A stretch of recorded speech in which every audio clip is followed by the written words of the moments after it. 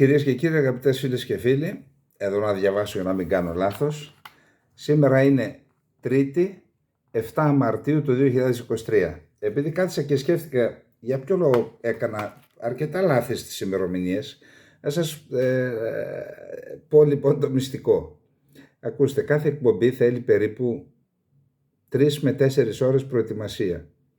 Οι πρώτες 3 ώρες είναι έρευνα, μπορεί και παραπάνω. Η τελευταία ώρα, μία μισή ώρα, είναι αν θέλετε, η εμβάθυνση στο κάθε θέμα, η τεκμηρίωση, η μελέτη. Και συνήθως όταν φτάνουμε στο χρονικό όριο που πρέπει να γίνει η εκπομπή, δεν υπάρχει χρόνος να σκεφτώ, είναι γεμάτος το μυαλό με αυτά που έχεις να πεις, τα περισσότερα τα λέμε και απ' έξω, και έτσι δεν υπάρχει χρόνος και γι' αυτό μπερδεύομαι και στην ημερομηνία και στις μέρες μερικές φορές. Δεν έχω χρόνο να κάτσω να δω τι έχουμε για να το πω. Σήμερα λοιπόν κάθισα από την αρχή όταν ξεκίνησα τη δουλειά, έγραψα πάνω στο χαρτί την ημέρα, την ημερομηνία και όλα τα άλλα, και έτσι σήμερα δεν έχουμε λάθος και μάλλον αυτό θα το υιοθετήσω. Αλλά δεν το κάνω επίτηδες, εντάξει, μην κάποιος εφάνταστος είπε ότι το κάνω επίτηδες για να ξέρω εγώ. Λοιπόν, πάμε να δούμε τι γίνεται στον κόσμο. Ξεκινάμε από το Μπαχμούτ, τελικά το μάθαμε περισσότερο οποιαδήποτε άλλη πόλη, ή την Αρτέμοφσκα όπως τη λένε, ήταν επί Σοβιετικής Ένωσης και την αποκαλούν οι Ρώσοι ακόμα και τώρα. Εκεί λοιπόν έχουμε τα εξής. Πρώτον, ο Ζελένσκι, επειδή ακούστηκαν πολλά από διάφορους, και από τους Άγγλους και από τους Αμερικανούς, στην ουσία σαν να τους λέγανε, κάποιοι τους λέγανε αφήστε την πόλη για να μπορέσετε να προετοιμαστείτε για την αντεπίθεση. Κάποιοι άλλοι λένε συνεχίστε να είναι εκεί εγκλωβισμένοι οι Ρώσοι, να κρατούν εγκλωβισμένες δυνάμεις, αγκιστρωμένες δυνάμεις, για να μπορέσετε να προετοιμάσετε την αντεπίθεση. Εν πάση περιπτώσει, ο Ζελένσκι δήλωσε ότι δεν θα αφήσουμε την πόλη, απαντώντας σε δημοσιεύματα όχι ρωσικά, δυτικά και ουκρανικά. Θα συνεχίσουμε να μεινόμαστε, μάλιστα έστειλε και επίλεκτες δυνάμεις στην περιοχή. Τώρα διάβασα, είδα και ουκρανικά μέσα, και για να μην νομίζω ότι τα κρατάει για τον εαυτό μου, να σας πω και από πού είναι η τελευταία. Υπάρχει στο Twitter ένας λογαριασμός War Reports, που από ό,τι είδα είναι από τους πιο αντικειμενικούς. Βάζει χάρτες και πληροφορίες και από τη ρωσική και από την ουκρανική πλευρά και κάποια ουδέτερη που υπάρχει. Οπότε, εν πάση περιπτώσει, από ό,τι είδα λοιπόν σε αυτό στο War Reports, που σας προτείνω όσοι ενδιαφέρεστε να το διαβάζετε, έχει καλή πληροφόρηση και καλό χάρτη καταστάσεως. Λέει ότι το 50% της πόλης ελέγχεται πλέον από τη Βάγκνερ και από τους Ρώσους, και το υπόλοιπο συνεχίζουν να το κρατούν οι Ουκρανοί υπερασπιστές, και ο Πριγκόζιν δήλωσε ότι είναι σχεδόν ολοκληρώνουμε τον πλήρη αποκλεισμό της πόλης. Περικύκλωσε πανταχώθεν. Επίσης είχαμε μια δήλωση, θα έλεγα περίεργη, από τον Σοϊγκού, ο οποίος ήταν και στην περιοχή όπως είπαμε από χθες, ότι πρέπει να πάρουμε τον Μπαχμούτ. Περιέγραψε τη στρατηγική σημασία της πόλης, λέει ότι είναι κόμβος οδικών και σιδηροδρομικών συγκοινωνιών για την περιοχή του Ντονμπάς. Θα την καταλάβουμε και για να μπορούμε στη συνέχεια να ενεργήσουμε βαθύτερα στο έδαφος της Ουκρανίας. Εδώ, ενώ περιμένουμε αντεπίθεση που θα πρέπει να κάνουν αμυντικές γραμμές, αυτοί λένε ότι θα κάνουν επιθετικές επιχειρήσεις.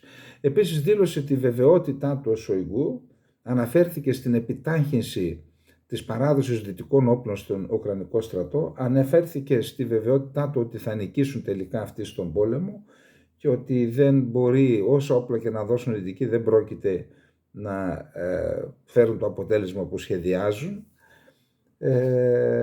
Και επίσης είχαμε και ένας στο διαδίκτυο, σε ένα σχόλιο του, λέει ότι τι κάνατε, θα άξιζε να το διαβάσω, αλλά τώρα δεν είμαι σε θέση, δεν μπορώ να τα τυπώσω κιόλας, και μην μπερδευτούμε εδώ και δεν χάσουμε και τη σειρά που έχω κάνει. Λέει, κατηγορεί τη χώρα, ίσως και εμένα, για το θέμα της Μαριούπολης, τι έχετε κάνει για τη Μαριούπολη εσείς στην Ελλάδα, τους έχετε εγκαταλείψει και τους Έλληνες της Μαριούπολης με την πολιτική που ακολουθείτε και τους Έλληνες της Ρωσίας.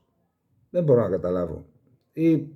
Ή πέρασε αποσπασματικά, είδε κάτι και αναφέρει, διότι αυτό που λέει στην ουσία ήταν οι δικές μου απόψεις που έχω πει τόσο καιρό, ότι η Ελλάδα, ότι ασφαλώς η Ελλάδα έχει υποχρεώσεις απέναντι στη συμμαχία, αλλά πρέπει πάντα σε ζητήματα τέτοια που αναδεικνύονται και ζητήματα εθνικής σημασίας και εθνικών συμφερόντων, όπως είναι οι Έλληνες της Μαριούπολης και της Ρωσίας, ότι εκεί πρέπει να γίνεται μια πολύ καλή ανάλυση του ποια είναι τα συμμαχικά μας καθήκοντα και υποχρεώσεις, ποια είναι τα εθνικά μας συμφέροντα, εννοώ σε σχέση με τη μειονότητα, τι εξυπηρετείται ακολουθώντας συγκεκριμένη πολιτική και συντασσόμενοι απολύτως με τη Δύση, ακόμα και όταν γινόμαστε και βασιλικότεροι του βασιλέως. Ορισμένοι λένε ότι έτσι εξασφαλίζουμε υποστήριξη από τις ΗΠΑ για μια σειρά από άλλα ζητήματα.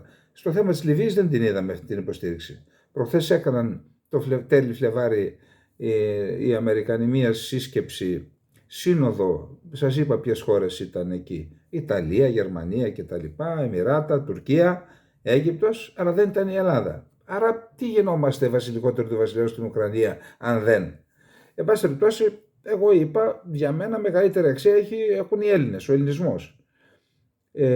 Και θα προτιμούσα να καταδικάσουμε τον πόλεμο, πάλι και για λόγους αρχής αλλά και για λόγους εθνικού συμφέροντος, λόγω του ότι η Τουρκία έχει κάνει σχεδόν τα ίδια στην Κύπρο και μπορεί να κάνει τα ίδια και στην Ελλάδα, άρα δεν μπορείς να μην καταδικάζεις ότι να κάνει στη Ρωσία για λόγους εθνικού συμφέροντος, βασικά και επειδή η ραχοκοκαλιά της ελληνικής εξωτερικής πολιτικής είναι ο σεβασμός του διεθνούς δικαίου. Εν πάση περιπτώσει, παρόλα αυτά είπα ότι η Ελλάδα θα μπορούσε και να καταδικάσει ξεκάθαρα και να δώσει βοήθεια οποιαδήποτε άλλη εκτός από όπλα, ακριβώς για να κρατήσει ένα παραθυράκι ανοιχτό, να μπορεί να βοηθάει με κάποιο τρόπο τους Έλληνες. Και μάλιστα είπα στην εκπομπή τη χθεσινή, προχθεσινή, δεν θυμάμαι, ότι θα έπρεπε να είναι 10 πρέσβεις επιτιμή στη Μαριούπολη σήμερα και να καταγράφουν τα προβλήματα των Ελλήνων της Μαριούπολης και με κάποιους τρόπους, όχι μέσω του κράτους γιατί υπάρχουν ζητήματα, αλλά με μη κυβερνητικές οργανώσεις πραγματικές όμως, να βοηθούν τους Έλληνες. Άρα δεν μπορώ να καταλάβω γιατί αυτό το σχόλιο το επικριτικό. Και πάλι στο πρώτο θέμα είμαστε. Οι Πολωνοί είχαν δώσει, θυμάστε, ήταν οι πρώτοι που έδωσαν 4 Λέοπαρντ, είχαν φτάσει στο Κίεβο και είχαμε κάνει πανηγυρικά. Τώρα λέει έφυγαν και τα επόμενα 10, θα είναι τις επόμενες μέρες εκεί. Εάν φτάνουν οι Γερμανοί λένε ότι μόλις ολοκληρωθεί η εκπαίδευση των αρματιστών στο γερμανικό έδαφος των Ουκρανών θα στείλουν και αυτοί. Φαίνεται λοιπόν ότι ο Μάρτης θα είναι κρίσιμος μήνας για την άφιξη των αρμάτων στην Ουκρανία, συγκρότηση των θωρακισμένων ταξιαρχιών και θα δούμε τι θα γίνει με την αντεπίθεση. Λοιπόν, πάμε τώρα στο δεύτερο θέμα. Θυμάστε, είχαν πει ότι έγινε μια δολιοφθορά, η αντιπολίτευση, η μαχόμενη αντιπολίτευση, ας πούμε έτσι, στην Λευκορωσία είχε κάνει μια δολιοφθορά και προκάλεσε ζημιές, σοβαρές ζημιές σε ένα υπτάμενο ραντάρ της ρωσικής πολεμικής αεροπορίας που είναι τοποθετημένο σε ένα αεροσκάφος τύπου Μπεριέ. Σημαντικό και για την κατόπτευση του εναέριου χώρου γύρω από τη Λευκορωσία και από μέρος της Ρωσικής Ομοσπονδίας, πιθανότητα και για τις επιχειρήσεις στην Ουκρανία του ρωσικού στρατού. Δεν κυκλοφόρησαν κάποια βίντεο, δεν είδαμε επακριβώς τι είχε συμβεί. Έχουμε ένα άρθρο στην Αυτεμπορική για το θέμα, θα ήθελα να το διαβάσουμε για να δούμε, επειδή υπάρχουν και δηλώσεις και θέλω να τις μεταδίδουμε αυτολεξί. Οι αρχές στη Λευκορωσία συνέλαβαν την Τρίτη μια ουκρανική τρομοκρατική ομάδα, έτσι την ονομάζουν, που εργαζόταν για τις υπηρεσίες πληροφοριών της Ουκρανίας και των ΗΠΑ. Κατηγορείται η ομάδα για απόπειρα δολιοφθοράς σε αεροδρόμιο της Λευκορωσίας, αναφέρει το Reuters, επικαλούμενο το πρακτορείο ειδήσεων Μπέλτα, είναι της Λευκορωσίας. Συγκεκριμένα τέθηκε υποκράτηση ένας τρομοκράτης σε εισαγωγικά και πάνω από 20 συνεργοί του. Φέρεται να δήλωσε ο Λευκορώσος πρόεδρος Αλεξάνδερ Λουκασένκο. Ο ύποπτος τέθηκε υποκράτηση για την επίθεση εναντίον του αεροπλάνου επιτήρησης Μπεργιέφ Α50. Έχει διπλή υπηκότητα, ρωσική και ουκρανική, σύμφωνα με τον Λουκασένκο. Μέχρι στιγμής έχουν συλληφθεί περισσότερα από 20 άτομα που εμπλέκονται στο επεισόδιο, ενώ άλλοι ύποπτοι εξακολουθούν να κρύβονται στο εξωτερικό, πρόσθεσε ο πρόεδρος της Λευκορωσίας. Υπενθυμίζεται ότι στα τέλη Φεβρουαρίου η εξόρυση αντιπολίτευση της Λευκορωσίας ανακοίνωσε ότι οι αντάρτες κατέστρεψαν ένα ρωσικό στρατιωτικό αεροσκάφος συλλογής πληροφοριών, επιτήρησης, αναγνώρισης και διοίκησης Μπεργέ Α50 σε επίθεση με ντρόν σε αεροδιάδρομο κοντά στην πρωτεύουσα Μίνσκ. Η Μόσχα και το Μίνσκ αμφισβήτησαν αυτόν τον ισχυρισμό. Ήταν η πιο επιτυχημένη επιχείρηση δολιοφθοράς στη χώρα από την έναρξη του πολέμου στην Ουκρανία.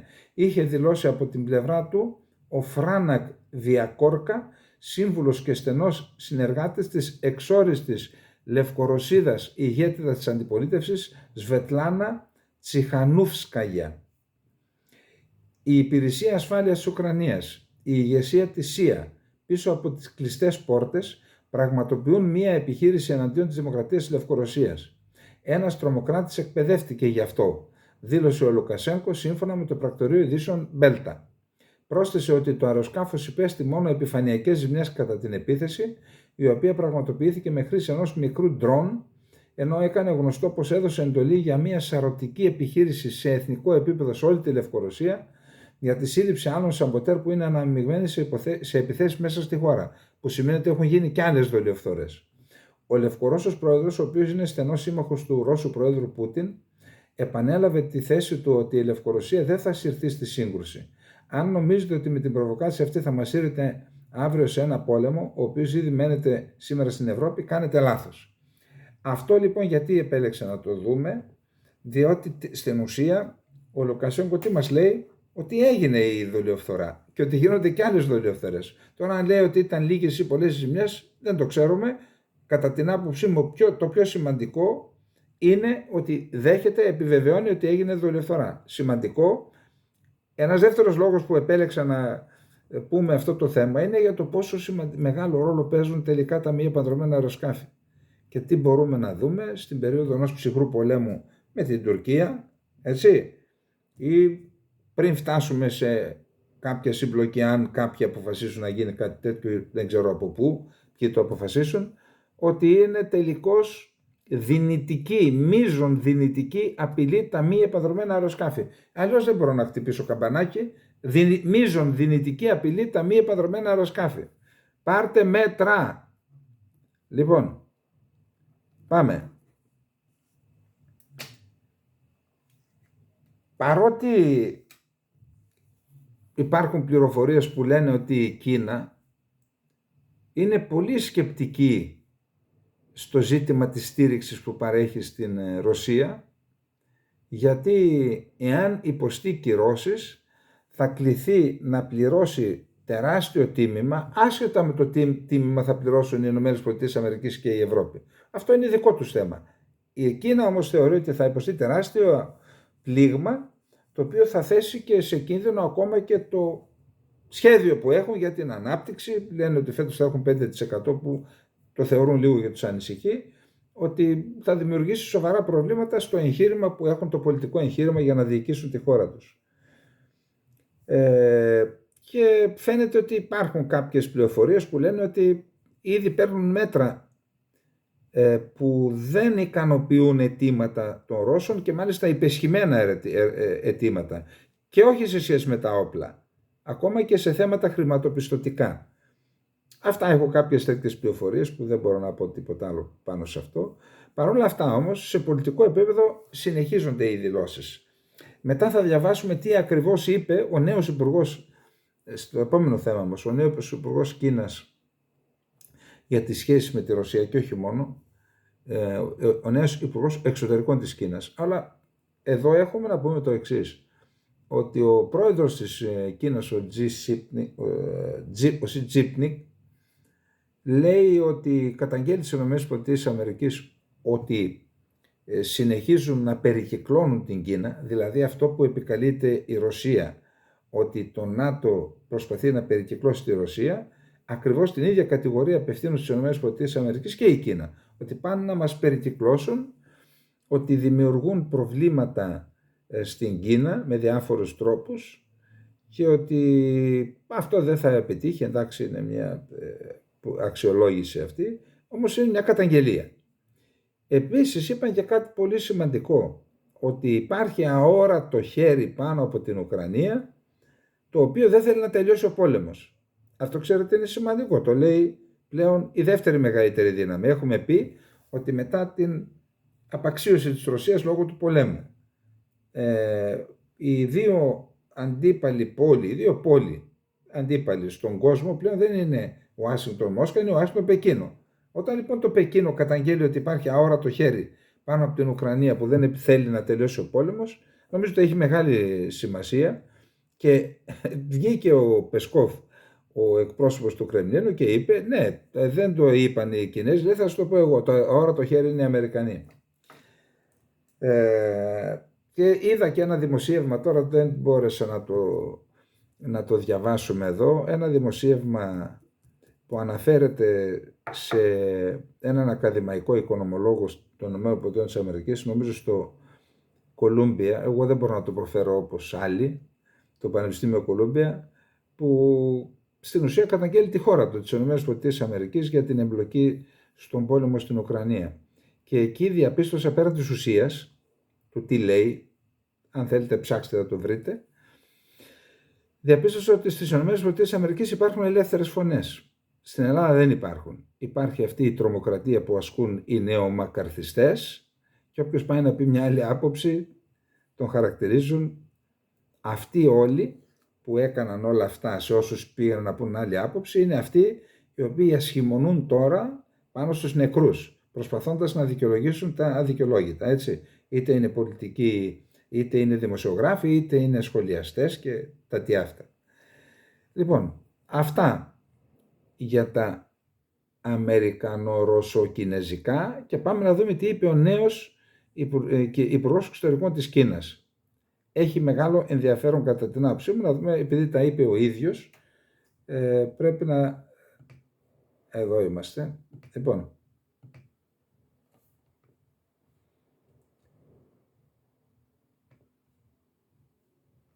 είναι μια ανταπόκριση του Αθηναϊκού Πρακτορείου. Ο υπουργός εξωτερικών της Κίνας, Τσιν Γκάνγκ, κατηγόρησε σήμερα τις ΗΠΑ πως αυξάνουν την ένταση στη διμερή σχέση και προειδοποίησε πως αν δεν αλλάξουν προσέγγιση, οι δύο μεγαλύτερες χώρες του κόσμου θα οδηγηθούν σε σύγκρουση και αναμέτρηση. Έτσι, αν μιλάμε για Τρίτο Παγκόσμιο Πόλεμο τώρα. Η Αμερικανική κυβέρνηση εφαρμόζει πολιτική καταστολής και περιορισμού της Κίνας, μάλλον αντί να υιοθετήσει προσέγγιση δικαίου, βασισμένο σε κανόνες ανταγωνισμού, είπε ο κύριος Τσιν κατά τη διάρκεια ομιλίας του στο περιθώριο των ετήσιων εργασιών του Κινεζικού Κοινοβουλίου. Ο τρόπος που προσλαμβάνεται η Κίνα και οι απόψεις για αυτή στη ΣΥΠΑ έχουν σοβαρή στρέβλωση, έκρινε ο επικεφαλής της κινεζικής διπλωματίας. Η Ουάσιγκτον βλέπει την Κίνα ως τον βασικό ανταγωνιστή της και τη σοβαρότερη γεωπολιτική πρόκληση για αυτήν. Αυτό είναι σαν το πρώτο κουμπί στο πουκάμισο που φοράς λάθος. Εννοεί που τα κουμπώνουμε, άμα δεν κουμπώσουμε το σωστό κουμπί στη σωστή κουμπότρια, είναι λάθος. Οι ΗΠΑ, συνέχισε ο κύριος Τσιν, θα όφελαν να τηρούν οι ίδιες τους κανόνες για τους οποίους μιλούν. Η Ουάσιγκτον μιλάει πολύ για την τήρηση των κανόνων, αλλά φανταστείτε δύο αθλητές που συμμετέχουν σε έναν αγώνα δρόμου στους Ολυμπιακούς Αγώνες. Παρομοίασε ο Κινέζος, η ΠΕΞ, τον ανταγωνισμό μεταξύ των δύο χωρών, των ΗΠΑ και της Κίνας. Αν ο ένας αντί να επικεντρώνεται στο να δώσει ό,τι καλύτερο μπορεί, προσπαθεί να βάλει τρικλοποδιά στον άλλον, αυτό δεν είναι δίκαιος ανταγωνισμός, αλλά κακόβουλη αναμέτρηση, είναι φάουλ. Τώρα συγγνώμη, αλλά στην εξωτερική πολιτική δεν υπάρχουν αυτά. Στην εξωτερική πολιτική δεν υπάρχει δίκαιος ανταγωνισμός, αφού φτάνουμε για λόγους τέτοιους μέχρι και σε πολέμους, πού τους ζητάμε τους δίκαιους ανταγωνισμούς. Οι ΗΠΑ λένε επίσης πως θέλουν να στηθούν προστατευτικές μπάρες στη σχέση με την Κίνα και ότι δεν επιδιώκουν τη σύγκρουση, συμπλήρωσε. Αλλά στην πράξη αυτό σημαίνει ότι το Πεκίνο καλείται να μην αντιδρά ούτε με λόγια ούτε με πράξεις όταν υφίσταται κατασυκοφάντηση ή και επίθεση. Αυτό είναι απλά αδύνατον, τόνισε ο Τσιν.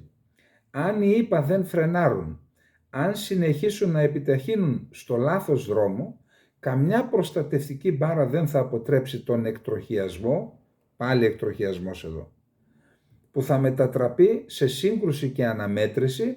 Και ποιος θα υποστεί τις καταστροφικές συνέπειες από μία σύγκρουση και αναμέτρηση? Εάν οι ΗΠΑ τρέφουν τη φιλοδοξία να γίνουν σπουδαίες ξανά, πρόσθεσε ο Κινέζος Υπουργός Εξωτερικών, χρησιμοποιώντας μάλλον εσκεμμένα το σλόγγαν του πρώην Προέδρου Ντόναλντ Τραμπ, πρέπει να αντιμετωπίζουν με πιο ανοιχτό μυαλό τρόπο την ανάπτυξη άλλων χωρών, εννοεί την Κίνα πιθανόν. Η αποτροπή και ο περιορισμός δεν θα κάνουν σπουδαία την Αμερική, δεν θα σταματήσουν την αναγέννηση της Κίνας. Τα ζητήματα που προκαλούν τριβές, αυτά ήταν λόγια του Κινέζου Υπουργείου Εξωτερικών, γι' αυτό και τα διαβάζω μέσα, επειδή τα ζητήματα που προκαλούν τριβές ανάμεσα στο Πεκίνο και τη Δύση έχουν πολλαπλασιαστεί τα τελευταία χρόνια. Εκτείνονται από τη μεταχείριση των μειονοτικών μουσουλμάνων Ουιγούρων ως την ανισορροπία των ισοζυγίων εμπορικών συναλλαγών, περνώντας από την υπόθεση της Ταϊβάν, την κυριαρχία στο επίπεδο της τεχνολογίας, κατηγορίες για κατασκοπία κτλ. Μεταφράστηκαν στην επιβολή δυτικών κυρώσεων, πάνω από όλα αμερικανικών, ιδίως στο εμπορικό πεδίο που η Κίνα ανταπέδωσε.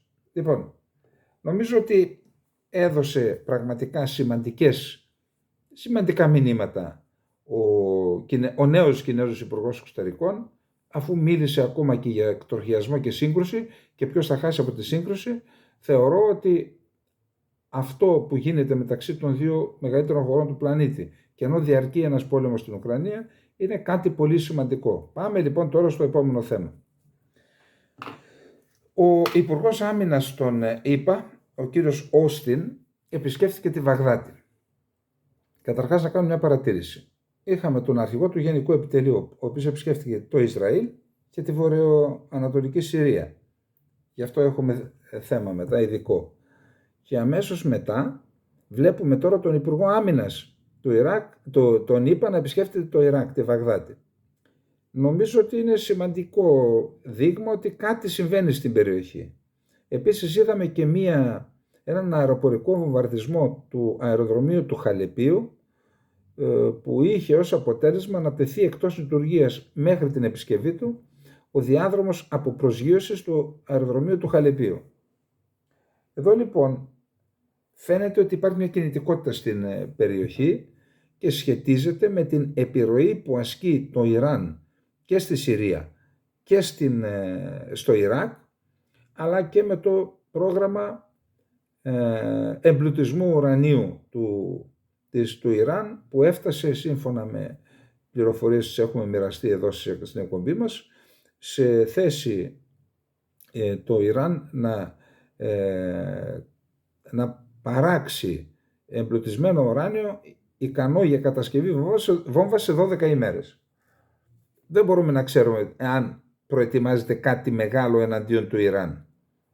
Αλλά αυτά που είπαμε είναι ενδείξεις ότι ενοχλεί η επιρροή που ασκεί το Ιράν στο Ιράκ και στη Συρία και το ζήτημα, το πυρηνικό πρόγραμμα του Ιράν. Επισκέφθηκε λοιπόν ο κύριος Όστιν, συμπληρώνονται 20 χρόνια από την δεύτερη εισβολή των ΗΠΑ στο Ιράκ. Το 2003 ήταν η δεύτερη εισβολή, τότε που ανατράπηκε ο Σαντάμ Χουσέιν και είχαμε ένα νέο σύνταγμα που εγκρίθηκε το 2005. Με αυτό αναγνωρίστηκε η αυτονομία της κουρδικής περιοχής, της αυτόνομης διοίκησης του Κουρδιστάν, έτσι λέγεται, και οι Ηνωμένες Πολιτείες της Αμερικής έμειναν για ένα διάστημα εκεί και στη συνέχεια ως στην ουσία διοικητές της χώρας, μέχρι να δημιουργηθούν συνθήκες και να αναλάβει τη διακυβέρνηση της χώρας νόμιμη κυβέρνηση. Όταν αποχώρησαν όμως από εκεί και όταν παρέδωσαν τη διοίκηση της χώρας, έγιναν ορισμένα πράγματα στο Ιράκ. οι Σιήτες που αποτελούν την πλειονότητα της χώρας, παρότι είναι διασπασμένοι, υπάρχουν οι Σιήτες που έχουν στραμμένα τα βλέμματά τους στην Τεχεράνη και υπάρχουν και οι Σιήτες του θρησκευτικού ηγέτη του Σάντρ, ο οποίος υπερασπίζεται τον Σιητισμό αλλά δεν θέλει να έχει καμία σχέση με το Ιράν, θεωρείται Άραβας εθνικιστής. Παρότι όμως είναι διασπασμένη η Σιητική πλειονότητα, ελέγχουν τα πράγματα στο Ιράκ σε μεγάλο βαθμό και μέσω αυτού του ελέγχου επεκτείνει την επιρροή της στο Ιράν, στο Ιράκ, σε αυτή τη χώρα. Μάλιστα λένε δικές μου πηγές ότι ακόμα και σε καθαρά σουνιτικές περιοχές όπως στη Μοσούλη, που είναι η δεύτερη μεγαλύτερη πόλη, μια τεράστια πόλη με πολύ μεγάλη αξία, ιστορική, γεωπολιτική, ακόμα και εκεί, παρότι οι κάτοικοι, η πλειονότητα είναι Σουνίτες, δεν έχει Σιήτες εκεί, ακόμα και εκεί τον έλεγχο τον έχουν αυτοί οι Χασδι Σάμπι, μια ομάδα δύναμη πολιτοφυλακής που υποστηρίζεται από το Ιράν. Ακόμα και το Κερκούκ, που είναι ίσως η σημαντικότερη πόλη σε ολόκληρο το Ιράκ, με εξαίρεση την Βασόρα. Υπάρχουν τα πετρελαϊκά κοιτάσματα στο νότο και στο βορρά. Στο βορρά τα περισσότερα είναι στο Κερκούκ. Και εκεί ακόμα τον έλεγχο τον έχουν οι Ιρανικές πολιτοφυλακές. Αυτή η κατάσταση λοιπόν έχει ανησυχήσει τις ΗΠΑ και 20 χρόνια, την επέτειο των 20 χρόνων από την δεύτερη εισβολή, ο Υπουργός Άμυνας ο κύριος Όστιν βρέθηκε στη Βαγδάτη. Να πούμε ότι ο κύριος Όστιν είναι ο τελευταίος στρατιωτικός διοικητής των ΗΠΑ στο Ιράκ.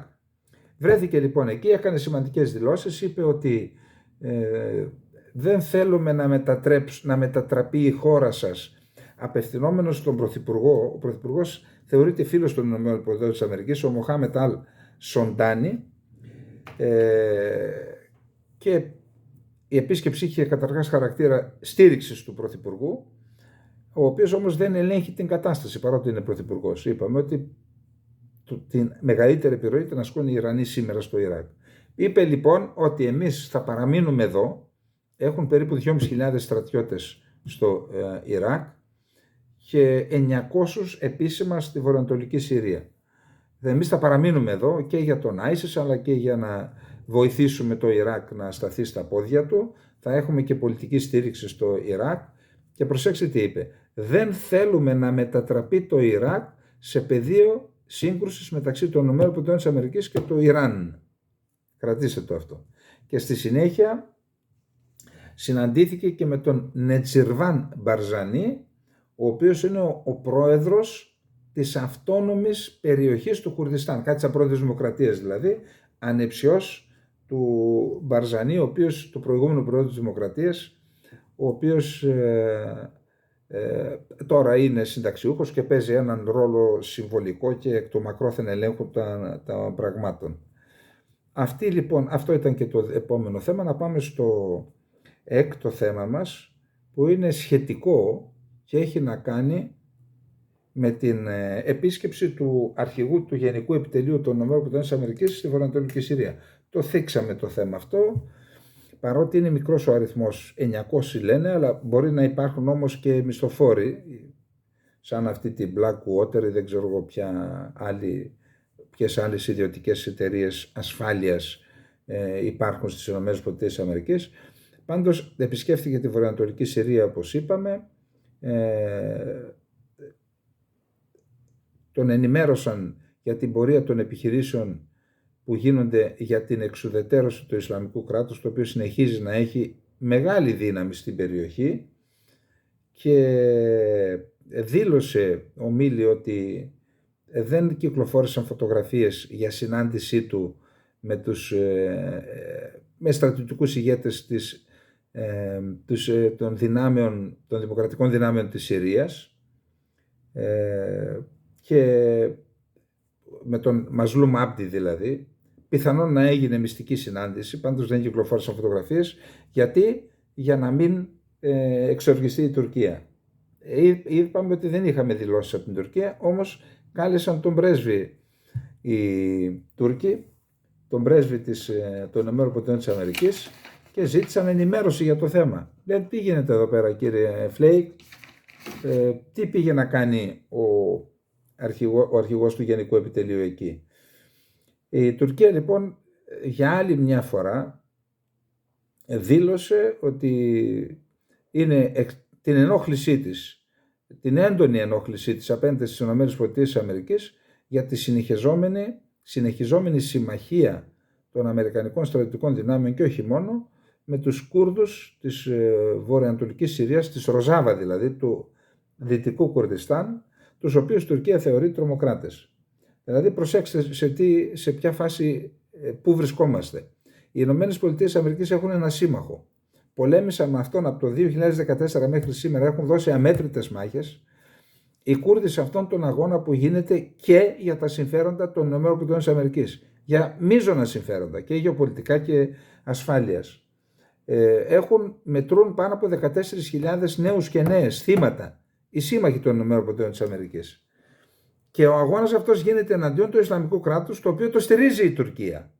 Και η Τουρκία λέει ότι αυτοί με τους οποίους εσείς Αμερικανοί πολεμάτε εναντίον του Ισλαμικού κράτους, αυτοί είναι οι τρομοκράτες. Και η Τουρκία στηρίζει τους πραγματικούς τρομοκράτες. Βγάλτε συμπέρασμα. Τον κάλεσαν λοιπόν το Φλέικ και του έκανα, λέει, δεν κατάλαβα αν έγινε διάβημα, πάντως εξέφρασαν τη δυσφορία τους οι Τούρκοι. Πώς το ακούτε? Ωραίος ο Τούρκος. Καλά είναι που γίνονται τέτοια πράγματα για να καταλαβαίνουν και οι Αμερικανοί τι τραβάνε οι άλλες χώρες, γιατί τραβάει η Κύπρος και η Ελλάδα με αυτόν τον σύμμαχο. Έτσι. Πάμε τώρα στο επόμενο θέμα. Λοιπόν, Τουρκία. Είπαμε χθες ότι την ώρα που κάναμε την εκπομπή ήταν σε εξέλιξη η συνάντηση των 6. Η κυρία Αξενέρ γύρισε σαν βρεγμένη γάτα, και δεν το λέω τώρα για να την θίξω σαν γυναίκα, έτσι. Το λέμε, ήταν άντρας είτε γυναίκα, δεν είπαμε, γύρισε σαν βρεγμένη γάτα. Γύρισε στο τραπέζι των 6. Μάλιστα σήμερα είχε στη Τουρκική Βουλή μία ομιλία ο Μπαξελή, ο οποίος την εξευτέλισε και την κατηγόρησε γιατί πούλησε τους συντρόφους της στο τραπέζι. Και είπε ποιος θα την εμπιστευτεί ξανά από τούδη και στο εξής. Είναι θετικό αυτό γιατί? Διότι έκλεισε την πόρτα στο μέλλον, μια συνεργασία στο μέλλον με τον Ερντογάν. Όσο είναι αυτός δίπλα στον Ερντογάν, μετά από αυτά τα εξευτελιστικά που είπε, την εξευτέλισε στη Βουλή, είναι δύσκολο να γυρίσει η Αξενέρ και να δούμε ένα σχήμα Ερντογάν, Μπαξελή και Αξενέρ. Αυτό σήμερα το καθάρισε ο Μπαξελή. Γύρισε λοιπόν αυτή και είπαμε ότι γύρισε με μία αντιπρόταση να αναλάβουν ρόλους οι δύο δήμαρχοι της Κωνσταντινούπολης και της Άγκυρας, ο Εκρέμ Μάμογλου και ο Μανσούρ Γιαβάς. Κράτησε 4,5 ώρες νομίζω η συνάντηση μέσα. Τελικώς κατέληξαν σε ένα κείμενο 12 σημείων, 12 άρθρων, τα διάβασα, θα σας πω τι περίπου λένε, δεν πρόλαβα να τα μεταφράσω. Ίσως έχει ενδιαφέρον να τα μεταφράσουμε και να τα πούμε σε μια εκπομπή επακριβώς. Και ένας από τους όρους που δέχτηκαν οι 6 είναι ο εξής.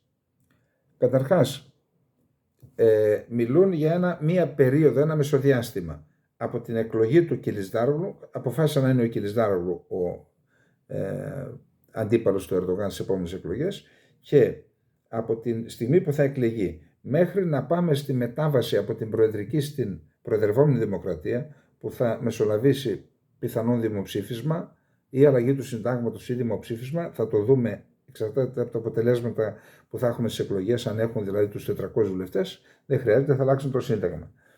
Και θα πάμε, μετά θα ακολουθήσουν ξανά εκλογές για εκλογή πρωθυπουργού, εκτός και αν υπάρχει ρύθμιση στο Σύνταγμα που θα δίνει το δικαίωμα στον ήδη εκλεγμένο πρόεδρο να τοποθετήσει πρωθυπουργό. Δεν το ξέρουμε αυτό. Πάντως θα υπάρχει μια μεταβατική περίοδος. Σε αυτήν τη μεταβατική περίοδο, για αυτήν τη μεταβατική περίοδο αποφασίστηκαν τα εξής. Πρώτον, ότι στη διάρκεια της μεταβατικής περίοδου οι ηγέτες των 5 κομμάτων, των υπολείπων 5 κομμάτων της αντιπολίτευσης θα είναι αντιπρόεδροι της Τουρκίας. Αυτοί. Και σε επόμενη φάση, χωρίς να καθορίζεται πότε, θα αναλάβουν με ρόλο, αφού γίνεται η συνταγματική μεταρρύθμιση, αντιπρόεδροι της Τουρκίας ο Ιμάμογλου και ο Γιαβάς. Θα δούμε γιατί το είπε αυτό, και αυτό όντως είναι ένα από τα πλεονεκτήματα που απέκτησε ο Κιλισδάρογλου σε σχέση με πριν από λίγες μέρες.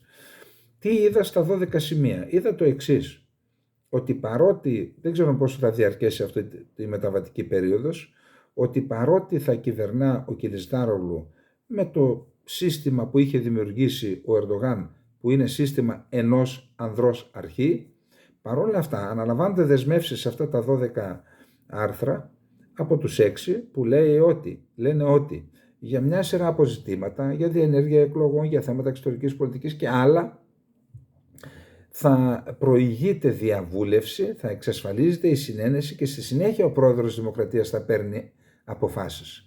Δηλαδή, παρότι είναι προεδρική η δημοκρατία, αυτό τα 12 άρθρα που υπέγραψαν και οι 6, στην ουσία την κάνουν πολυμετοχική όσον αφορά τα κόμματα, και οι αποφάσεις θα τελούν υπό την έγκριση ή από την επίτευξη συνένεσης και των 6 για να αποφασίζει τελικά ο πρόεδρος της Δημοκρατίας. Νομίζω ότι παρότι τεινάχτηκε στον αέρα η συμμαχία για μια μισή μέρα περίπου, ούτε 48 ώρες, εκεί που ήδη προσπάθησε να κάνει η Μεράλ Αξενέρ κάτι που κανένας δεν το κατάλαβε, κανένας δεν κατάλαβε τι πήγε να κάνει, τελικά επέστρεψε, και αυτή η φόρμουλα που βρέθηκε είναι θετική για τον Κιλισδάρογλου. Γιατί είναι θετική? Διότι στον προεκλογικό αγώνα, με βάση τη δέσμευση που αναλήφθηκε στο πρωτόκολλο αυτό των 12 σημείων, θα έχει δίπλα του και τους 5 της αντιπολίτευσης, αλλά θα έχει και τον Μανσούρ Γιαβάς και τον Εκρέμ Ιμάμογλου. Δίπλα του πάνω στην Τουρκία υπάρχει ένα σύστημα, έχουν λεωφορεία ειδικά διασκευασμένα για να μην στείνουν εξέδρες και να μπορούν να κάνουν και 10 συγκεντρώσεις την ημέρα, χωρίς εξέδρες και έξοδα. Κάνουν ειδικά λεωφορεία ειδικά διασκευασμένα, με ηχεία κτλ. Πηγαίνουν, μιλάνε στον κόσμο όπου είναι συγκεντρωμένος, μετά στην άλλη κομμόπολη, στην άλλη πόλη κτλ. Πάνω στα λεωφορεία λοιπόν θα είναι ο Ιμάμογλου και ο Γιαβάς. Γιατί είναι σημαντικό αυτό? Γιατί είπαμε ότι ο Γιαβάς ως παλιός γκρίζος λύκος έχει πέρασμα στους εθνικιστές και στους Ισλαμιστές. Στους Ισλαμιστές έχει πέρασμα φυσικά και ο Νταβούτογλου, στρατηγικό βάθος Ισλαμιστής είναι ο ίδιος, αλλά και ο Μπαμπατζάν, παρότι φιλελεύθερος και μεταρρυθμιστής, και αυτός είναι μουσουλμάνος, έτσι, Ισλαμιστής. Έχουν πέρασμα στους μουσουλμάνους και με το κόμμα της Ευδαιμονίας, το Σααντέτ Παρτισί του Καραμολάογλου, παιδί του Ερμπακάν ή τέλος πάντων σύντροφος του Νεσβετίν Ερμπακάν από το κόμμα Ευημερίας. Άρα έχουν πέρασμα και στους ακροδεξιούς και στους Ισλαμιστές, στους εθνικιστές, στους γκρίζους λύκους και τώρα ένα μέρος των γκριζολύκων. Έχουν πέρασμα, επειδή ο Ιμάμογλου είναι πιο φιλελεύθερος, έχουν πέρασμα και στην κεντροδεξιά μέσω του Ιμάμογλου, και φυσικά το Ρεπουμπλικάνικο Κόμμα των Κεμαλικών, που αυτοπροσδιορίζεται ως σοσιαλδημοκρατικό και φασίστες είναι, γενοκτόνοι είναι, αλλά έτσι έχουν κάποια στοιχεία που προσπαθούν να πατήσουν εκεί. Έχει πέρασμα και σε αυτό που στην Τουρκία λέγεται κεντροαριστερά, που δεν υπάρχει κεντροαριστερά, είναι φασίστες, εθνικιστές, υπερασπιστές γενοκτονιών και τότε και τώρα, και επειδή ο Κιλισδάρογλου η καταγωγή του είναι κουρδική, είναι και αλεβίτης, έχουν πέρασμα και στους Κούρδους και στους αλεβίτες. Άρα, εάν ο Κιλισδάρογλου, που τον έχω δει ότι στις δηλώσεις που κάνει πλέον έχει τονώσει το αρχηγικό του προφίλ, ότι αν έχουν και μία σωστή προεκλογική εκστρατεία, τότε οι ελπίδες του Ερντογάν να επανεκλεγεί μειώνονται. Προσέξτε, δεν μπορούμε να πούμε ποσοστά τώρα, γιατί το σκέφτομαι όλη μέρα αυτό. Δεν μπορούμε να πούμε ποσοστά. Απλά μπορούμε να πούμε το εξής. Σε σχέση με πριν από το σεισμό, ο Ερντογάν είχε αυξημένες ελπίδες να επανεκλεγεί. Μετά το σεισμό οι ελπίδες αυτές μειώθηκαν.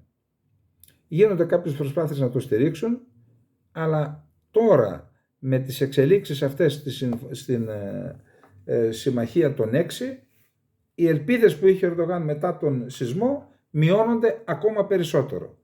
Ο ίδιος σήμερα τον είδα, έκανε δήλωση και είπε ότι στις 10 του μηνός θα ανακοινώσω την ημερομηνία των εκλογών. Είχε πει ο ίδιος για 14 Μαΐου, τώρα δεν ξέρω αν μας βγάλει κανένα άλλο άσο από το μανίκι, κανένα λαγό.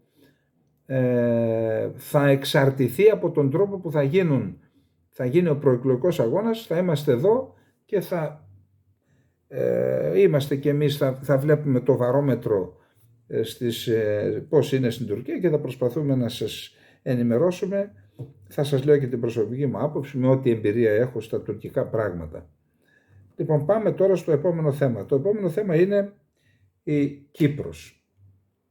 Λοιπόν, επειδή υπάρχουν κάποιες συζητήσεις στην Ευρωπαϊκή Ένωση, μίλησε και ο Έλληνας Υπουργός Εξωτερικών, ο κύριος Δένδιας, με τον Τσαβούσουλου, τον ομόλογό του, και οι Τούρκοι δέχθηκαν να εκδώσουν στην Ελλάδα κάποιον κατηγορούμενο προφυλακισμένο στην Τουρκία, δεν ξέρω για ποιο αδίκημα, επειδή ο γιος του ήταν ο μηχανοδηγός που έχασε τη ζωή του στα Τέμπη. Αυτό ήταν μια κίνηση καλής θέλησης της Τουρκίας. Φαίνεται ότι κάτι γίνεται εκεί και επειδή γίνονται συζητήσεις στην Ευρωπαϊκή Ένωση να διευκολύνουν ακόμα και σε θέματα βίζα στην Τουρκία και να δώσουν και άλλα σαν εκδήλωση συμπάθειας για αυτό που έπαθε στο σεισμό, στην Κύπρο υπάρχουν φόβοι ότι αυτή η βοήθεια που θα προσφερθεί στην Τουρκία θα λειτουργήσει εις βάρος των εθνικών συμφερόντων και εις βάρος της κατάστασης που επικρατεί στην Κύπρο. Θα διαβάσουμε τι λέει ο κύριος Χατζικοστής, που είναι ο ιδιοκτήτης του συγκροτήματος των μέσων μαζικής ενημέρωσης που έχει την τηλεόραση Σίγμα και την εφημερίδα Σημερινή. Είναι το άρθρο της Κυριακής που είναι δικό του άρθρο γνώμης, το κεντρικό άρθρο. Λέει: η διπλωματία των σεισμών δεν έφερε ούτε το 1999 ούτε σήμερα θετικά αποτελέσματα. Η Τουρκία δεν αλλάζει στρατηγική και στόχους λόγω φυσικών φαινομένων. Αυτά είναι ψευδαισθήσεις που αργά ή γρήγορα πληρώνονται. Και μάλιστα ακριβά. Ήδη το πρώτο αποτέλεσμα της διπλωματίας των σεισμών είναι ο νέος επικισμός της κατεχόμενης Κύπρου. Οι εντολές είναι σαφείς. Όσοι σεισμόπληκτοι έχουν συγγενείς στα κατεχόμενα μπορούν να βρουν καταφύγιο εκεί. Μια νέα ζωή επί των δικών μας περιουσιών. Και γιατί όχι εντός της περίφρακτης πόλης της Σαμοχώστου. Αυτό σας το είπα 2-3 εκπομπές πριν. Ουδής ισχυρίζεται ότι τα θύματα των σεισμών δεν θα πρέπει να την χάνουν της όποιας ανθρωπιστικής βοήθειας και στήριξης. Είναι θέμα ήθους και πολιτισμού. Τι συμβαίνει όμως όταν τα θύματα γίνονται εργαλεία της πολιτικής των σεισμών κατά τρόπο εντελώς ανήθικο? Διότι επί τούτου το διεθνές δίκαιο είναι ξεκάθαρο. Επικισμός και έγκλημα πολέμου είναι η μεταφορά πληθυσμού από τον κατακτητή σε κατακτημένο έδαφος με απότερο στόχο την αλλίωση του δημογραφικού χαρακτήρα και τη δημιουργία τετελεσμένων. Αυτό θα το ξαναπώ πιο πολύ για το Υπουργείο Εξωτερικών, γιατί μπορεί οι άνθρωποι τόσες δουλειές έχουν να μην το ξέρουν και να μην το έχουν κατανοήσει. Και επειδή η επανάληψη είναι μήτυρ μαθήσεως, ακούτε τι λέει. Διότι επί τούτου το διεθνές δίκαιο είναι ξεκάθαρο. Επικισμός και έγκλημα πολέμου είναι η μεταφορά πληθυσμού από τον κατακτητή σε κατακτημένο έδαφος με απότερο στόχο την αλλίωση του δημογραφικού χαρακτήρα και τη δημιουργία τετελεσμένων. Έχετε ακούσει κανένας ή στην Ελλάδα ή στην Κύπρο, την Κυπριακή Δημοκρατία, να κατηγορεί την Τουρκία ότι έκανε εγκλήματα πολέμου και όχι στα λόγια, να έχουμε στην πράξη. Ότι κάνει εγκλήματα πολέμου τόσα χρόνια με τη δημογραφική αλλίωση που έχει κάνει στην Κύπρο για δημιουργία τετελεσμένων στα κατεχόμενα. Αρπαγή γης και εκδίωξη του γηγενούς πληθυσμού. Εθνικό ξεκαθάρισμα. Με άλλα λόγια, η Άγκυρα χρησιμοποιεί τη διπλωματία των σεισμών για την τουρκοποίηση της Κύπρου. Ερώτημα λοιπόν, ποιες ενέργειες έχουν γίνει επί του θέματος από την Αθήνα και τη Λευκοσία? Πώς αμφότερες θα είναι πιστικές εάν αποφασίσουν να καταγγείλουν την Τουρκία για τα νέα επικιστικά ρεύματα όταν προβάλλεται ο ισχυρισμός διεθνώς ότι η διπλωματία των σεισμών φέρνει θετικές εξελίξεις? Ποιες είναι αυτές? Ο νέος τουρκικός απικισμός? Και αν οι ηγεσίες μας αποφασίσουν ότι θα προχωρήσουν σε δράσεις εναντίον του νέου επικισμού, ποιες θα είναι αυτές οι δράσεις? Πώς θα σταματήσουν την Τουρκία? Με νέους εξευμενισμούς? με διάλογο στο Κραν Μοντανά, και γιατί ο πρόεδρος δεν το έθεσε ενώπιον του Τατάρ και του Στούαρτ στη συνάντηση της περασμένης εβδομάδας? Τι φοβήθηκε? Μη χαλάσει το καλό κλίμα? Το τίναξε στον αέρα ο κατοχικός ηγέτης, ο οποίος διευκρίνησε ότι χωρίς την αποδοχή της κυριαρχικής ισότητας δεν πρόκειται να δεχθεί επανέναρξη των συνομιλιών. Μας λέει δηλαδή, αναγνώρισέ με ότι είμαι κράτος στα κατεχόμενα στη δική σου γη και έχω κάνει και εγκλήματα πολέμου, αλλά δεν έχει σημασία. Αναγνώρισέ με και μετά θα ξανασυζητήσουμε. Για να συζητήσουμε τι? Όταν σε έχουν αναγνωρίσει ως κράτος και όταν αποδέχομαι τα αποτελέσματα της κατοχής, από εκεί μετά τι να συζητήσουμε? Η διπλωματία των σεισμών μετατρέπεται σε άλλο ένα βήμα για τη θεμελίωση των διχοτομικών τετελεσμένων της εισβολής και της πλήρους τουρκοποίησης και συντελείται κάτω από την ανοχή των Αθηνών και της Λευκωσίας, που προσποιούνται ότι δεν βλέπουν τι συμβαίνει. Δυστυχώς έτσι είναι. Εάν τα πράγματα δεν είναι έτσι και είναι αλλιώς, πολύ θα χαρούμε και θα στηρίξουμε τις δράσεις της αναχέτησης του νέου Ατήλα. Ο καθένας άλλωστε αναλαμβάνει τις ευθύνες του. Αυτό είναι το μήνυμα που στέλνει ο κύριος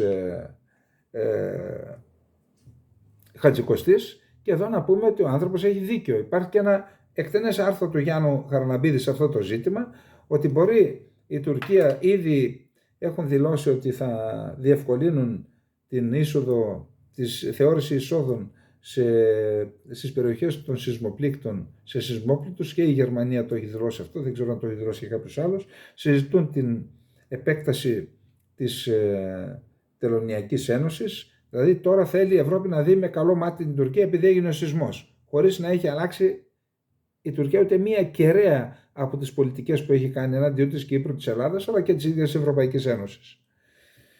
Λοιπόν, πάμε στο επόμενο θέμα. Το επόμενο θέμα είναι αυτά που τεκταίνονται στην Ανατολική Μεσόγειο. Είχαν προγραμματιστεί 3 εκλογικές αναμετρήσεις. Η μία στην Κυπριακή Δημοκρατία έγινε και έγινε χωρίς προβλήματα.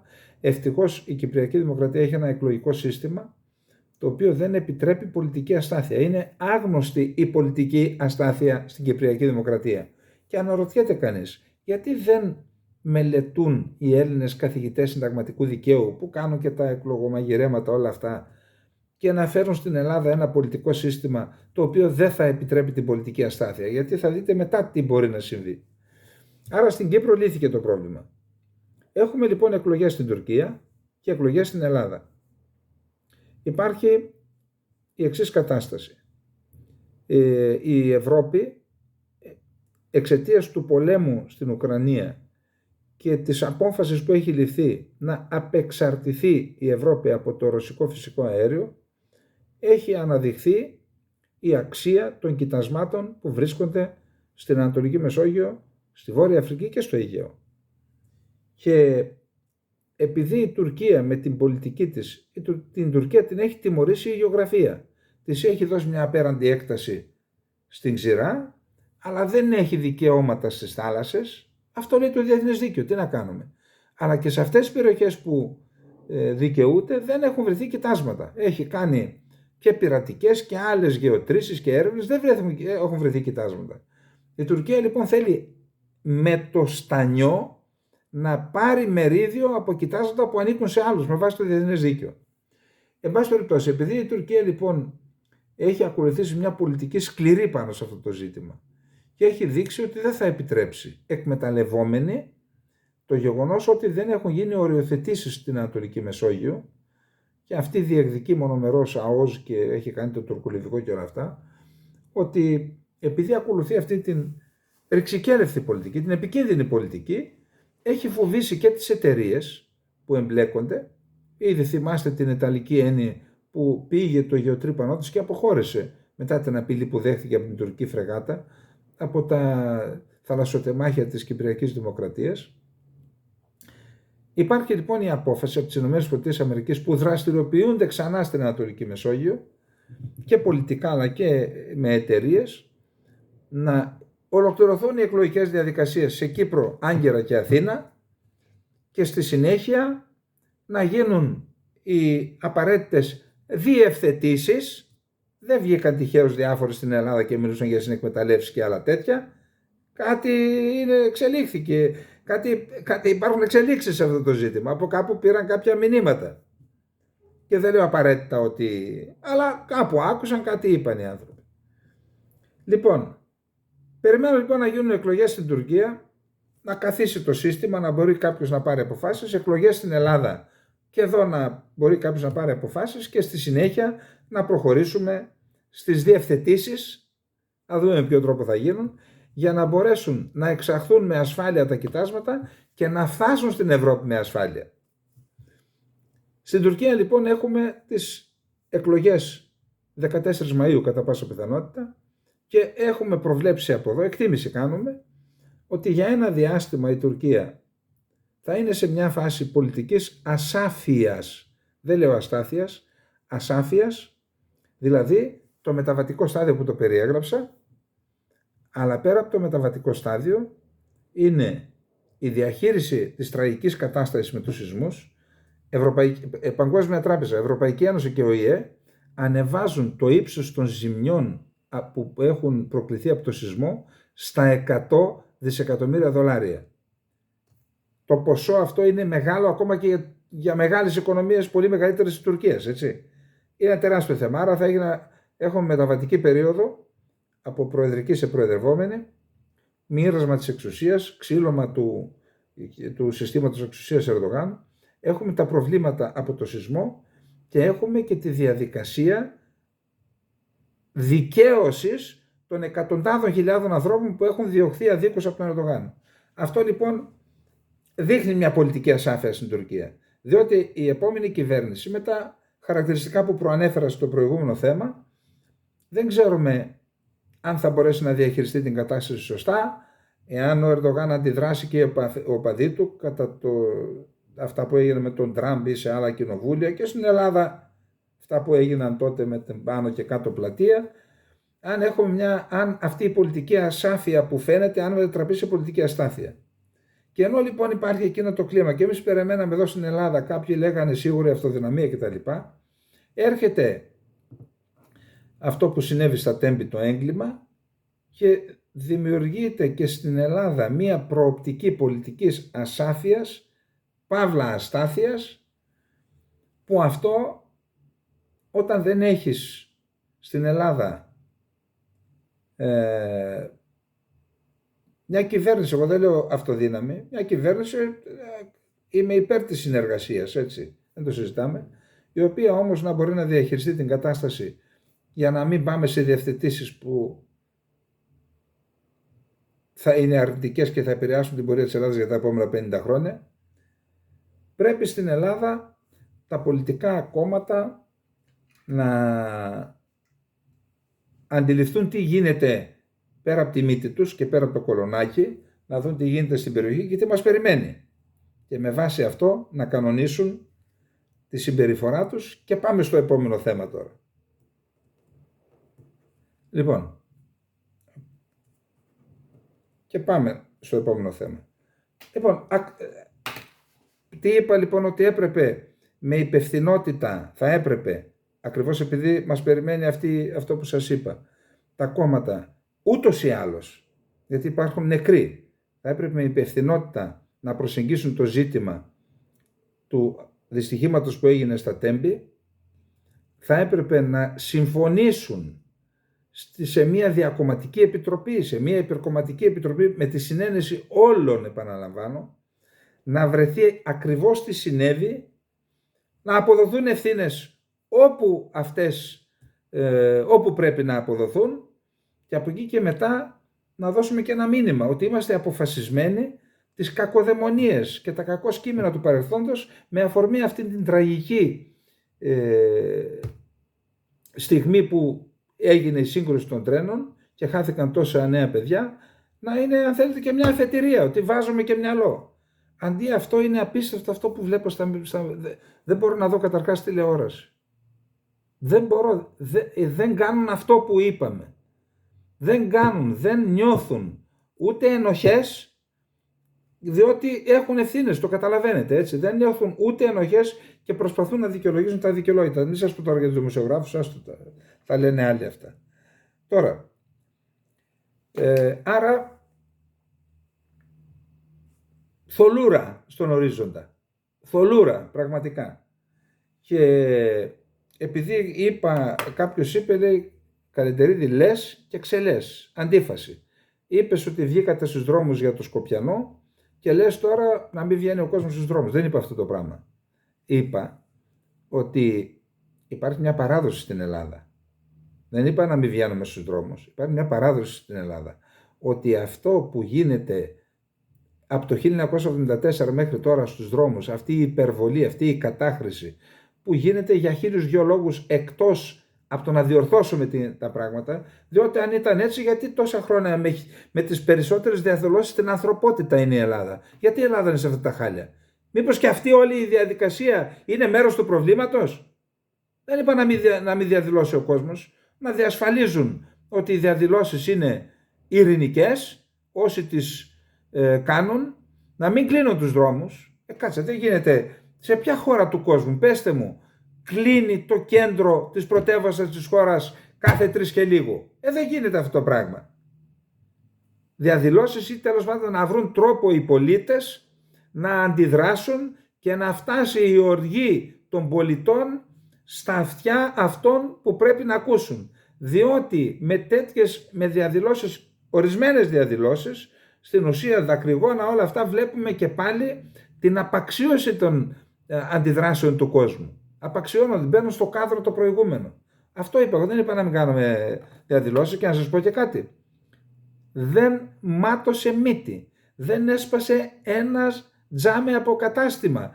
Κινήθηκαν εκατομμύρια άνθρωποι στις διαδηλώσεις της Θεσσαλονίκη και στην Αθήνα. Γιατί τα συγκρίνουμε?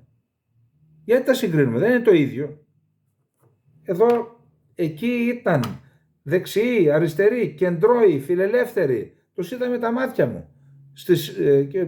Κυβερνητικοί στις διαδηλώσεις. Και ακριβώς επειδή δεν εξυπηρετούνταν συμφέροντα κάποιου κόμματος ή κάποιου κέντρου, δεν είχαμε και κανένα πρόβλημα. Εδώ κάτι γίνεται λοιπόν που γίνονται όλα αυτά. Αυτό είπα, δεν είπα να μην διαδηλώνει ο κόσμος και να μην αντιδρά. Αυτό λέμε, αφού αντιδρώ εγώ ο ίδιος. Λοιπόν, επίσης κάποιος άλλος φίλος λέει παραπληροφορείς. Πόσο εύκολα να ρίξουμε τη μελάνη, έτσι. Και που είπα για το LNG ότι οι Αμερικανοί βοήθησαν τελικά με το LNG. Εγώ δεν είπα ότι δεν βοήθησαν. Εγώ είπα ότι υπερτριπλασιάστηκαν τα συμβόλαια από το 21 μέχρι το 23, μέχρι στο 22, σε μια χρονιά. Και ότι κάποιοι κατέστρεψαν τους αγωγούς τους ρώσικους, τους Nord Stream 1 και Nord Stream 2, και δεν ξέρω ποιους, οι Ρώσοι λένε το έκαναν οι Αμερικανοί. Αλλά αυτή η διαδικασία, ο πόλεμος και η καταστροφή των αγωγών οδήγησε στον υπερτριπλασιασμό των συμβολέων. Πού διαφωνείς λοιπόν και πού παραπληροφορούμε? Γίνε συγκεκριμένος, εγώ να το δεχθώ, δεν έχω κανένα πρόβλημα να δεχθώ τα λάθη. Άλλωστε ποιος είναι αλάνθαστος? Και με τόσα που λέμε είναι δυνατόν να είναι και όλα σωστά? Ασφαλώς κάνουμε και λάθη. Λοιπόν, αυτά. Τώρα τι να πω, έχω δει και τόσα πράγματα με τους δημοσιογράφους και με αυτά τα... Να σας πω κάτι. Εντάξει, δεν ζούμε και σε αγγελικό κόσμο. Να λένε και οι δημοσιογράφοι να έχουν άποψη. Να λένε την άποψή τους στην πολιτική, αλλά να είναι και λίγο έξυπνα αυτά που λένε. Διότι άκουγα σήμερα σε ένα ραδιόφωνο και κάποιος έβαλε συγγραφή αυτών που έχουν υποθεί από διάφορους. Έχουν ακουστεί και απίστευτες ανοησίες. Αυτό δεν τιμά την ελληνική δημοσιογραφία. Λοιπόν, να κλείσουμε με ένα άρθρο του Αλέξη Παπαχελά στην Καθημερινή. Γόρδιοι δεσμοί διαχρονικής ανεπάρκειας. Την ευθύνη για κάθε συστημική αποτυχία, τραγωδία φέρουν όσοι διοικούν τον τόπο την ώρα που συμβαίνει. Χωρίς συζήτηση. Πίσω όμως από την τραγωδία στα Τέμπη κρύβονται αμέτρητες νεοελληνικές παθογένειες. Πρώτα απ' όλα, η διαχρονική ανεπάρκεια και φαυλότητα του πολιτικού συστήματος. Ο ΟΣΕ, όταν τα λέω εγώ, μου λέει ο φίλος μου, δημοσιογράφος είναι και αυτός, μεγάλος, μην κάνεις γενικεύσεις. Αυτό δεν είναι γενικεύση. Πρώτα απ' όλα, η διαχρονική ανεπάρκεια και φαυλότητα του πολιτικού συστήματος. Αυτό λέω κι εγώ. Αλλά όταν τα λέω εγώ, γενικεύω. Ο ΟΣΕ εξελίχθηκε σε μια τεράστια μαύρη τρύπα σπατάλης και κακοδιαχείρισης, λόγω των πολιτικών και των κομμάτων που κυβέρνησαν τη χώρα για πάρα πολλά χρόνια. Διόριζαν χωρίς τέλος, ξόδευαν χωρίς αύριο και ποιος ξέρει τι άλλο. Η χώρα χρεοκόπησε λόγω και του ΟΣΕ. Δεκάδες δισεκατομμύρια. Πετάχτηκαν σε μαύρες τρύπες. Ήρθε μετά η Τρόικα, η οποία αποφάσισε ότι το ελληνικό πολιτικό προσωπικό δεν ενδιαφέρεται να τον εξυγχρονίσει και επέβαλε σκληρές περικοπές σε προσωπικό και μισθούς. Εγώ δεν συμφωνώ με αυτό, γιατί οι περικοπές σε προσωπικό και μισθούς έγιναν παντού και δεν τους νοιάζει αυτούς. Δηλαδή αν λέγαμε θέλουμε να τον εξυγχρονίσουμε, θα λέγανε να τον ακυρώσετε? Όχι, εδώ δεν συμφωνώ. Να εξαιρέσετε. Από το ένα άκρο πήγαμε στο άλλο. Κατόπιν ήλθαν και οι Βρυξέλλες, οι οποίες αποφάσισαν να σπάσουν τον ελληνικό σιδηρόδρομο σε κομμάτια. Πάλι ξένοι δηλαδή. Πάλι ξένοι. Όπως το ποδόσφαιρο. Δεν μπορούμε να οργανώσουμε ποδόσφαιρο, φέρουμε ξένους διαιτητές. Και εδώ τώρα ξένοι λένε κάντε αυτό, κάντε εκείνο. Ένα σύστημα διαλυμένο έγινε ακόμα πιο μπερδεμένο με αλληλοεπικαλύψεις ευθυνών. Η ιδιωτικοποίηση δεν ήταν πανάκια, γιατί η εταιρεία που αποφάσισε να επενδύσει στην Τρενοσέ αντιμετώπισε την Ελλάδα σαν μια τριτοκοσμική χώρα ευκαιρίας. Άμα βλέπεις και εσύ τέτοια και βρεις μια ευκαιρία, δεν πάει να το εκμεταλλευτείς?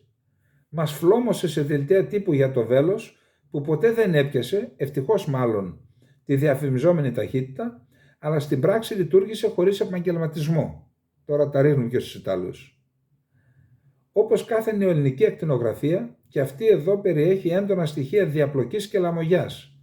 Διαγωνισμοί ακυρώνονται, μένουν μετέωροι, εταιρικά σχήματα διαλύονται εσκεμμένα, τα πάντα υπερτιμολογούνται και στο τέλος κανείς δεν ελέγχει πού πήγαν τα χρήματα του ελληνικού λαού. Έχει βέβαια και ανεπαρκή δικαιοσύνη, καθώς συμβάσεις και διενέξεις εκκρεμούν επί χρόνια στα δικαστήρια.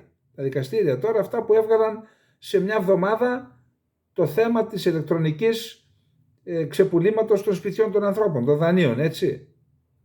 Κανένα σχεδιασμός, όσο αποφασιστικός και αν είναι, δεν έχει νόημα αν πρέπει να περιμένει το Συμβουλίο της Επικρατείας ή το Ελεγκτικό Συνέδριο να ξεμπλέξει διάφορες υποθέσεις. Η ακτινογραφία θα δείξει ασφαλώς και τα υπόλοιπα κλασικά. Έλλειψη αξιοκρατίας και αξιολόγησης, συνδικαλιστές που καταγγέλουν αλλά εμποδίζουν την εμπέδωση πειθαρχίας και επαγγελματισμού, σωστός, λίγα ρουσφέτια, άσχετους ανθρώπους σε θέσεις κλειδιά. Έχει ακόμα και τη συστηματική κλοπή καλωδίων και κομματιών σιδηροδρομικών γραμμών χωρίς καμία συνέπεια. Ντρέπεται ο κύριος Παπαχελάς να πει ποιοι τα κλέβουν για να μην τον κατηγορήσουν. Τα κλέβουν οι Ρωμά και την ευθύνη την έχει το κράτος, διότι θα μπορούσε, δεν είναι πάνω από 10-15 οι κλεπταποδόχοι, αυτοί που παίρνουν το χαλκό και οτιδήποτε άλλο, να έβαζε, έχει τρόπο το κράτος να τους παρακολουθήσει, να τους πιάσει επαυτοφόρο. Πού βρήκες αυτά τα καλώδια που είναι από τον ΟΣΕ? Πες μας τώρα. Φυλακή. Όποιος παίρνει από τους Ρωμά που δεν μπορούμε να τους πιάσουμε γιατί είναι αόρατοι, ο κλεπταποδόχος. Τι θα τα κάνουν, να τα βάλουν εκεί που ξέρουν τα σύρματα μετά που κλέβουν και το χαλκό, αν δεν ξέρουν πού να το πουλήσουν? Γιατί λοιπόν το κράτος τόσα χρόνια δεν το κάνει αυτό? Και ο κύριος Παπαγελάς δεν μας λέει ποιοι κλέβουν. Λοιπόν, δεν λείπει τίποτα από την ακτινογραφία. Το μέγα ζήτημα είναι τι κάνουμε, πώς ξεμπλέκουμε αυτά τα κουβάρια που κρατάνε τη χώρα πίσω σε πάμπολους τομείς, πώς διασφαλίζουμε ότι κάποιο κομμάτι του ελληνικού κράτους δεν θα λιώσει την κρίσιμη στιγμή ή δεν θα επιτρέψει να συμβεί μία ακόμα τραγωδία. Γιατί η αλήθεια είναι ότι αυτή τη στιγμή είμαστε γυμνοί και αθωράκιστοι, όχι μόνο στα τρένα. Έχουμε πει, μακάρι να μην είμαστε αθωράκιστοι κι αλλού, να μην το πούμε τώρα. Ούτε η επανίδρυση του κράτους, ούτε η Τρόικα, ούτε το επιτελικό κράτος, τίποτα δεν έχει καταφέρει να λύσει αυτούς τους γόρδιους δεσμούς που μας καθυλώνουν και ενίοτε σκοτώνουν. Επιτελικό κράτος. Ποιο επιτελικό κράτος? Ποιο επιτελικό κράτος? Έχετε ξεφτελίσει και τους ορολογίες. Επανίδρυση του κράτους. Ποιος θα ξαναπεί αυτή τη λέξη τώρα? Επιτελικό κράτος. Ποιος ξέρετε τι σημαίνει επιτελικό κράτος? Επιτελικό κράτος σημαίνει σχεδιασμός. Θέλει επιτελική σκέψη. Πού είναι αυτά? Πού ήταν 4 χρόνια? Γιατί φτάσαμε εκεί? Μου κάνατε το 19, τον κάνατε αντιστράτηγο, υποστράτηγο. Ο Αχθοφόρος έγινε σταθμάρχης στον πιο κρίσιμο σταθμό της Ελλάδας. Είπαμε, ο Δεκανέας έγινε αντιστράτηγος. Ο Σμηνίας έγινε χειριστής στα Ραφάλ. Αυτό κάνατε. Και τώρα, μετά από μια εβδομάδα, συγγνώμη. Γιατί μετά από μια εβδομάδα, συγγνώμη? Τι μεσολάβησε? Μεσολάβησαν τα μηνύματα ότι ο κόσμος αντιδρά? Είναι αυτή η ειλικρινή συγγνώμη? Και μετά θέλετε, λένε διάφοροι, ρε παιδιά, μην αντιδράτε διότι οι ακραίοι, θα ξαναβγούν οι ακραίοι. Ποιος τους βγάζει τους ακραίους στον δρόμο? Ποιος ρίχνει λίπασμα να φυτρώνουν τα ακραία στοιχεία στην ελληνική κοινωνική και πολιτική σκηνή? Μόνα τους. Λοιπόν, αυτά και για απόψε. Να είστε όλες και όλοι καλά. Καληνύχτα.